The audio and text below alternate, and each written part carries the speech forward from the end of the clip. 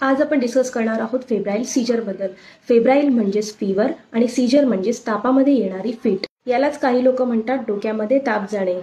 ही condition आपल्याला 6 महिन्यापासून ते 5 वर्षापर्यंतच्या बाळांमध्ये कॉमनली दिसून येते। याचं सगळ्यात महत्त्वाचं कारण म्हणजेच डेव्हलपमेंटल इमॅच्युरिटी ऑफ ब्रेन। लेमॅनच्या भाषेत सांगायचं झालं तर बेबीच्या ब्रेनची वायरिंग अजून स्ट्रॉंग नसते आणि अशा वेळेला जर का टेम्परेचर जास्त झालं म्हणजेच फीवर आला तर अशा वेळी तिथे शॉर्ट सर्किट होण्याची शक्यता असते, म्हणजेच आकडी किंवा सीजर्स येऊ शकतात। सीजरच्या दरम्यान अपरोलिंग ऑफ आयबॉल्स म्हणजेच डोळे वर फिरवणे, क्लेंचिंग ऑफ फिस्ट, दोन्ही हातपाय हे शेक करणे किंवा तोंडामधून फेस येणे, तोंड एक साईडला फिरवणे किंवा स्तब्ध स्थितीमध्ये पडून राहणे अशी लक्षणे दिसतात। अशा वेळी पॅरेंट्सनी पॅनिक होणं हे साहजिक आहे, पण यावेळी काय करायला हवं? त्याच्या आजूबाजूला कोणत्याही प्रकारचे शार्प ऑब्जेक्ट्स नाहीयेत याची काळजी घ्यावी। ऍक्टिव्ह सीजरच्या दरम्यान बाळाला उचलून न घेता किंवा त्याचे सीजर हे थांबवण्याचा प्रयत्न न करता त्याला डाव्या कुशीवरती एका बाजूला झोपून ठेवा। बाळाला कोणत्याही प्रकारचं पाणी किंवा दूध किंवा औषध पाजण्याचा प्रयत्न करू नये, त्यामुळे दिलेलं औषध किंवा पाणी हे बाळाच्या रेस्पिरेटरी ट्रॅक्टमध्ये जाऊन बाळ चोक होण्याची शक्यता असते। सीजर थांबल्यानंतर बाळाला वरपासून खालपर्यंत कोमट पाण्याने पुसून घ्यावे, यामुळे टेम्परेचर नॉर्मल होण्यासाठी मदत होते। सीजर कंटिन्यू झाल्यास बाळाला इमिजिएटली हॉस्पिटलाइज करण्याची गरज आहे।